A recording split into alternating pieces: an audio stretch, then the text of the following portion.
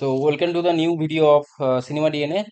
এখন কথা হবে হচ্ছে রক্তবীজ 2 এর যে গোটা অ্যালবাম, যে গানগুলো এসছে সেইগুলো নিয়ে, সেটার আমার যে রিয়েকশন এবং কেমন ইম্প্যাক্ট পড়বে, যেহেতু পুজোতেই আসছে এবং ক্ল্যাশ রয়েছে অনেক কিছু, অনেকগুলো সিনেমার সাথে, যেমন রঘু ডাকাত, তারপরে দেবী চৌধুরী নিয়ে আসছে। তো সেগুলোর সাথে সেই সাপেক্ষে গানগুলো কেমন হলো, কমার্শিয়াল এলিমেন্ট কেমন রয়েছে, সেইগুলো নিয়ে কথা হবে। তো প্রথমে কথা হবে হচ্ছে চোখের নীলে, যেটা আজকেই বেরিয়েছে। প্রথম কথা আমার জঘন্য লেগেছে। আহ এটা আমার মনে হয়েছে যে গানের মধ্যেই খুব একটা পড়ে না। আর রিয়াকশনটা মানে আমার এরকমই, কারণ প্রথমত যে শুধুমাত্র আমার দুটো জিনিস ভালো লেগেছে, এক হচ্ছে আবির চ্যাটার্জি ইটসেলফ, আর একটা হচ্ছে লুক অ্যান্ড ফিল। বাকি আমার মনে হয়েছে যে ডিরেক্টরের কোনো কমার্শিয়াল সেন্সই নাই এরকম গান বানানোর। শুধু থাইল্যান্ডে গেলেই তো শুট হয়ে যায় না, বা কমার্শিয়াল গানও হয়ে যায় না।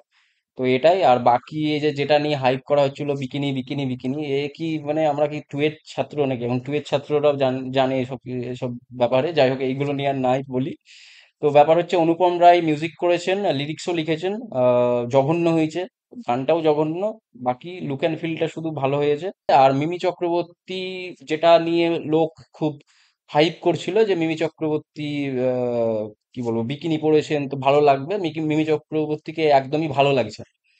কেমন একটা বেঢপ বেঢপ লাগছে। যাই হোক, তো এর হচ্ছে ব্যাপার। আর বাকি যদি সেকেন্ড গানটা নিয়ে কথা বলি, যেটা হচ্ছে ওই দিওয়ানা বানাইছে নাকি, ওটা তো মনে হচ্ছে যে ওটা তো জঘন্য, মানে ওটা পাতে দিয়ারই না। হ্যাঁ, মানে ও খাজার খাজা হয়। পাতি বাংলায় তো খাজার খাজা হয়েছে। হ্যাঁ, আর ওটা কি, ওই ইয়েতে গিয়ে তবলা বাজালেই আর কি বলবো, এটা হাতে গিটার নিলেই হ্যাঁ সিনেমা হয়ে যায় না, বা কমার্শিয়াল গান হয়ে যায় না? আমার এটাই মনে হয়। অঙ্কুশ কমার্শিয়াল হিরো, ও জানে কিভাবে পুল আপ করতে হয়, কিন্তু এখানে ওকে ভালো লাগছে না। যেটা আমি বললাম আগের গান, এই থার্ড গানটাতে আবির চ্যাটার্জিকে ভালো লাগছে ইটসেলফ দেখতে, যেহেতু উনি খুব সুপুরুষ দেখতে। আর বাকি তো বললামই। আর দিওয়ানা বানাইছে যে না কৌশানীকে ভালো লাগছে, না অঙ্কুশকে ভালো লাগছে, আর গান তো ছেড়েই দিলাম। আর যদি আমি আসি হচ্ছে প্রথম গানটা নিয়ে, কি অর্ডার ছাড়া বর্ডার, না বর্ডার ছাড়া অর্ডার, কি বটে একখানা। তো প্রথম কথা তো হচ্ছে ওটা নুসরাত জাহান যে আইটেম নাম্বারে রয়েছে, নুসরাত জাহানের গানে মানে গলায়, তো ওটা মানে যায়ই না প্রথম কথা। ঠিক আছে, এটা নিয়ে আমি একটা শর্ট বানিয়েছিলাম এবং আমাদের চ্যানেলেই রয়েছে। তো ওখানে লোকে বলেছে যে না তুমি মিনিং বুঝোনি। ঠিক আছে, আমি ওটা খুব কাইন্ডলি নিয়েছি, যে ঠিক আছে মিনিং নাই, আমি লিরিক্সটা নিয়ে ছেড়িয়ে দিলাম, কিন্তু ওটা গান। হ্যাঁ, ওটা গানের সাথে আমার কথা হচ্ছে যে লিরিক্সটা হয়েছে, ঠিক আছে, লিরিক্সটা নেই মিনিংফুল, আমি বুঝলাম যে এটা সিনেমার সাথে আসছে, ঠিক আছে, হতেই পারে। কিন্তু যাকে দিয়ে গাইছেন, একটা ডিরেক্টরের সেন্স থাকবে তো, সেন্স অফ মিউজিক থাকবে তো, টেস্ট অফ মিউজিক থাকবে, যে কোন গানটা কার গলায় মানাচ্ছে। আমি একটা হিরোইন, মানে একটা ভয়েস ওভার দিচ্ছি বা লিপসিং করাচ্ছি, তো লিপসিং এরটা ওটা মানে অডিয়েন্সকে, শ্রোতাকে একটা ভালো লাগার উদ্দেশ্যে বানানো হবে। তো ওই যে মুখে বলে দেয়া যে আমি একটা কমার্শিয়াল সিনেমা বানাচ্ছি, বললেই হয় না। যাই হোক, এই নিয়ে আর বেশি কিছু বলতে চাইছি না। ওভারঅল অ্যালবামটা খুবই একটা বিলো অ্যাভারেজ অ্যালবাম হয়েছে।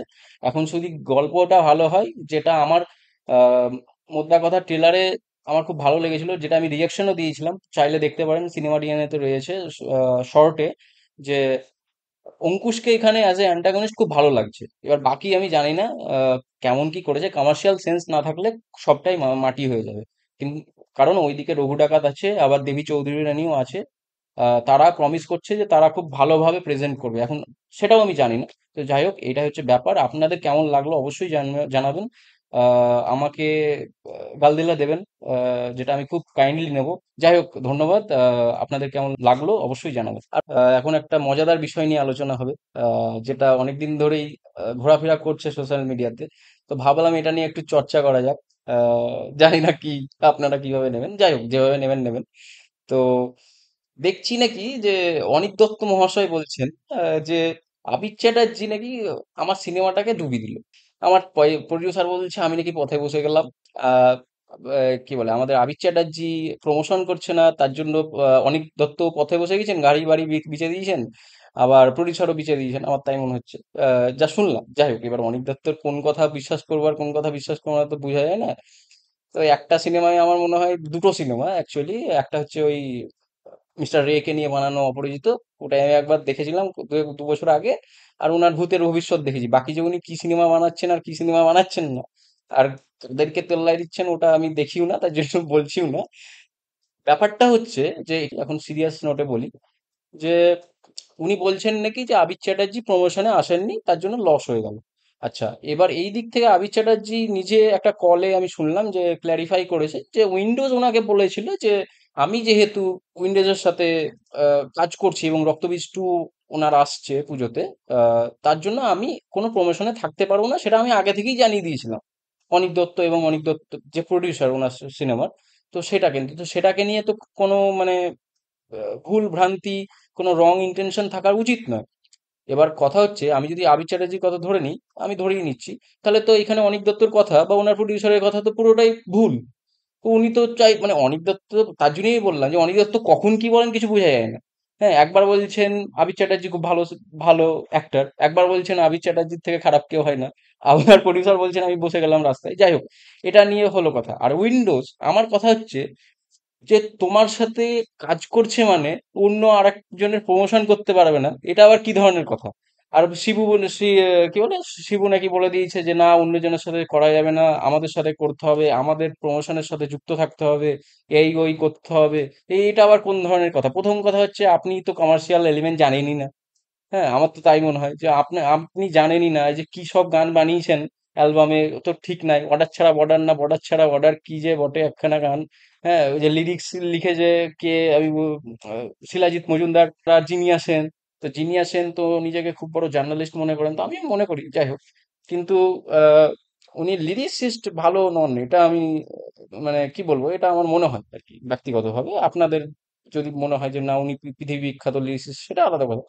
কিন্তু আমার মনে হয় যে লিরিসিস্ট উনি ভালো না। এমনি উনি বিশাল বড়, ধরুন ভাস্বতী ঘোষ আছেন, বিশাল বড় জার্নালিস্ট, রিভিউয়ার উনি। আমাদের জিনিয়াসেনও এককালে বিশাল বড় রিভিউয়ার ছিলেন, এখন ভেবেছেন যে রিভিউয়ার থেকে একটু শিফট করা যাক, তো সেক্ষেত্রে শিফট করে গেছে, এখন লিরিসিস্ট হয়ে গেছে। যাই হোক, তো এই হচ্ছে ব্যাপার। বাকি অনিক দত্ত, অনিক দত্তর পলিটিক্স করা উচিত, যাই হোক অনিক দত্ত সিনেমা বানানো ছেড়ে দেওয়া উচিত। কারণ উনি ভালো খুব বক্তা। হুম। উনি ভালো বক্তা, উনি ভালো কমিউনিস্ট আর কি। এই হচ্ছে ব্যাপার। বাকি আমি কিছুই যাই জানি না আপির চ্যাটার্জি ঠিক বলছেন না অনিক দত্ত ঠিক বলছেন না আমাদের উইন্ডোজ প্রোডাকশন ঠিক বলছেন, আমি কোনোটাই জানি না। কিন্তু এই যে বাংলা ইন্ডাস্ট্রিতে কোনো কিছু হলেই একটা খিচুড়ি বানানো সবকিছুতে, যে না আমার সিনেমায় করছে না, আমার সিনেমায় করছে না। হ্যাঁ, আবার স্ট্র্যাটেজিও আজকাল লোকে ঝেপে দিচ্ছে। হ্যাঁ, সে তাকেই আবার 5 মাস আগে গাল দিচ্ছিল লোকটাকে। যাই হোক, তো এইগুলো খুব মজাদার বিষয় হয় একটা সার্কাস ইন্ডাস্ট্রি।